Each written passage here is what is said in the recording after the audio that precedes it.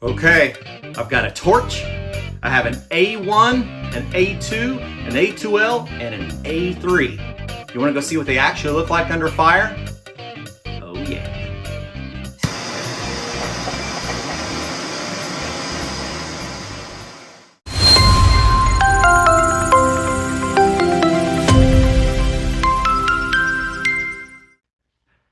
Did you know that all refrigerants are actually flammable?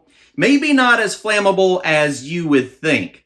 You know, a lot of times you and I think of flammability as either it lights, it ignites, or it doesn't, right? Well, that's really not the case. We know from the combustion triangle that we have to have three important things. We have to have fuel, we have to have oxygen, and we have to have our ignition source. Well, how much fuel, how much oxygen, how much ignition, and at what pressure, right? There are a lot of variables out there. So we're going to talk about the different flammabilities of refrigerants to have a better understanding of how this all looks when we're out into the field, out in the industry. So ASHRAE sets the standard for all of our refrigerants. We basically have two letters, A and B, and four numbers, 1, 2, 2L, and 3. So the AB, that's for our toxicity. 1 is no flame propagation. 2, 2L, and then 3, right? 3 being highly flammable with lots of propagation.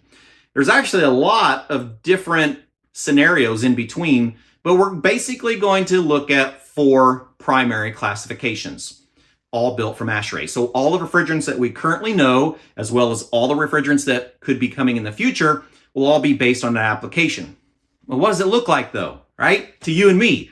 Now, we have wonderful friends in the industry from like Chemours and even Honeywell who shows us in a lab what that looks like. And we've seen YouTube videos of people, shooting flames out of different things, being able to kind of look at that. But we have to remember, all refrigerants, classified refrigerants, are regulated by Section 608 of the Clean Air Act. That's what our Section 608 license is for, right? To make sure that we don't knowingly release refrigerants. So that is our regulated refrigerants. But did you know that other industries are also going through the exact same phase down? Did you even know that other industries use the same chemicals that we do? One very popular one is the aerosol and the foam blowing applications. They've went through all of these phase downs and phase outs that we've seen over history. I mean, we used to use CFC-12 for refrigerant. Well, the aerosol industry used CFC-12 as a propellant for insecticides. We've used R-22. We've used a variety of different refrigerants as propellants and aerosols over time. So other industries are going through this HFC phase down that started in January 1st of 2022, if you didn't know that. So the Kigali Amendment to the Montreal Protocol established the phase down of HFC refrigerants. We started with a 10% reduction of all HFCs January of 2022 by 10%. Anybody see the price of refrigerants go up last year?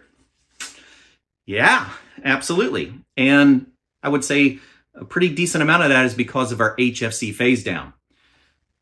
I hope you're aware that January 1st of 2024, we're actually going to add a 30% reduction to those HFCs based on global warming potential.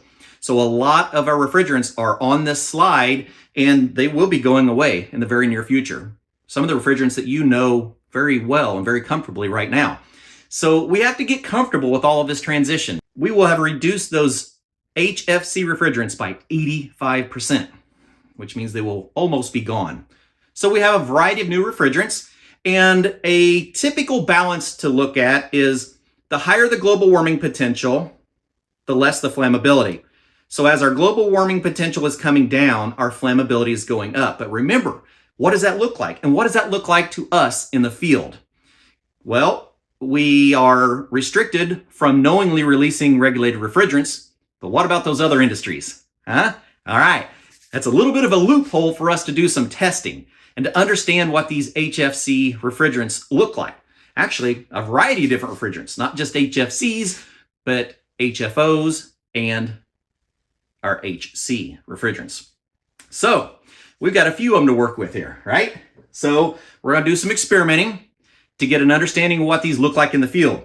We're going to take a look at tetrafluoroethane. Any ideas what this might look like? In the world of refrigerants, this would actually be 134A. But since it's used in an aerosol, it is not a regulated refrigerant in this application. Okay? We also have, this one might not be as familiar to you, difluoroethane. This would actually be R152A. You're probably not very familiar with that, but this is an A2. Remember, our 134A was an A1. This is an A2, so it is a mildly flammable refrigerant. We've actually looked at using this in automotive air conditioning and didn't really happen. But now we have it that we can experiment with. Here's one that really is going to be fun to play with. All right, so this one is tetrafluoropropene.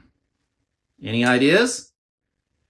This is actually 1234YF, our newer HFO refrigerant. Now, what is an HFO? You want to know? An HFO is kind of an HFC in disguise. What I mean by that is when we look at the composition of our molecule of an HFC chemical, we have carbon atoms at the core, and then we have hydrogen, and we have fluorine. Hydrofluorocarbon, right? Now, depending on how many atoms we have of each one will depend on the actual chemical name and state. And it also changes the stability of the chemical, especially when we're going from a liquid to a gas state. That really has effect on the strength of the bonds within our entire molecule. Well, we needed to get to a lower global warming potential refrigerant. So scientists at the Chemours company were able to modify the bonds and use in chemistry what is known as an alkene or olefin bond between our carbon atoms. So it changes the strength and the structure of those. Now, we do still have hydrogen and we do still have fluorine, so we have a hydrofluorocarbon.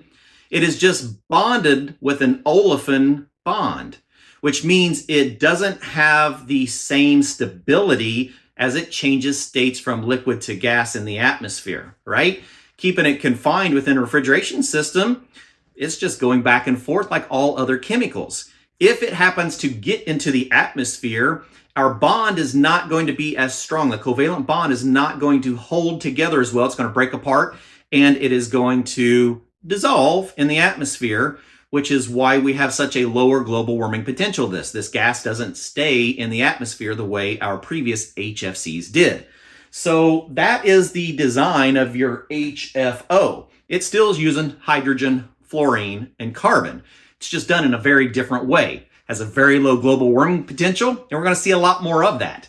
And then we have our A3. Now, this is actually propane, so it's got things like sulfur dioxide, and it has different odorants in it, has impurities in it. If this was completely purified into its cleanest form, we would recognize this as R290. It's just propane, right? Hydrocarbon, A3, highly flammable. So, we have all four classifications, A1, A2, A2L, A3, and we're going to go see what they actually look like in real-world scenarios that you might encounter out in the field. Now, the thing to think about with refrigerants is that we're talking about the stability of a chemical. So the place that you're going to experience ignition the most is when we change state, right? When we change state from a liquid to a vapor, that's when our energy is going to be expanding, our gases are going to be expanding, and you have the most potential for ignition. But in that expansion, it has to be a pretty specific combination of fuel, oxygen, and our ignition source. So, are you ready? Huh? Oh yeah. Let's go see what we can do with all four classifications of refrigerant. Okay, before it gets too dark, I wanted to show you what we're going to be using for this experiment. We have our A1, our A2, our A2L, as well as our A3 flammability chemicals. We're going to be using three different ignition sources that are going to be common to equipment that we know. A silicon carbide igniter, a silicon nitride igniter, as well as a direct spark ignition using a Honeywell ignition module. So we're going to see what we have for flammability on these four different classifications of flammable gases. All right, let's light this stuff up. So we're going to start with our 134A. It's about 80 degrees outside, so we should have about 100 psi in this can. We're going to use the trigger to adjust the velocity a little bit, and yeah, nothing lit so far. And let's move on to our 152A. Should be around 90 psi. Different velocities with the trigger. Yeah, still nothing. Okay, let's move on to our 1234YF. Should be around 104 psia. We're going to get this sucker really hot. And yeah, still nothing. We can boil some sap out of the mahogany bit, and we can't get that 1234YF to light. What about some propane? R290, around 144. Of course, we're reducing down with our regulator, but you can see that our propane lights pretty easy, and propagation is pretty high with a highly flammable gas. Okay, what about an open flame? We'll start with our 134A again, and yeah, there's nothing going on in there. So let's move on to our 152, our A2.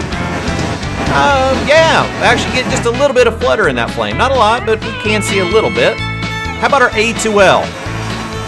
Yeah, almost nothing. Okay, let's invert this can and see what happens when we go from liquid to vapor. Oh, looky there. A little bit of ignition on this igniter, not on that one, and nothing on the intermittent ignition. Okay, now let's try our A2, our 152A. Holy HFCs, Batman. Look at that flame.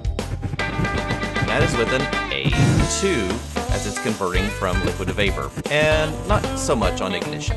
And the moment we've all been waiting for, our A2L. And not really a whole lot.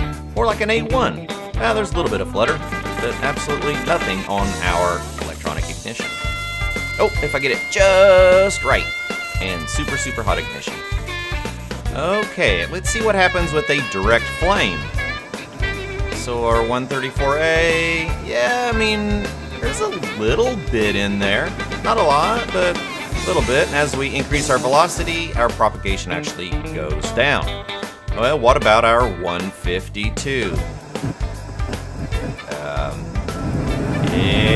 Yeah, that's a lot of flammability. That was our A2. Let's take a look at our A2L, and, well, yeah, there's a little bit. So a little bit more than an A1, but definitely not as much as an A2. So what does all this mean? Well, it really means that all refrigerants really are flammable. It just depends on the amount of fuel, the amount of oxygen, and the energy, and the amount of that energy that is in our ignition source. So when we look at our refrigerants, we need to understand that even our A1 refrigerants, this 134A, did ignite when it was in the right circumstance. It had to be changing state from liquid to vapor.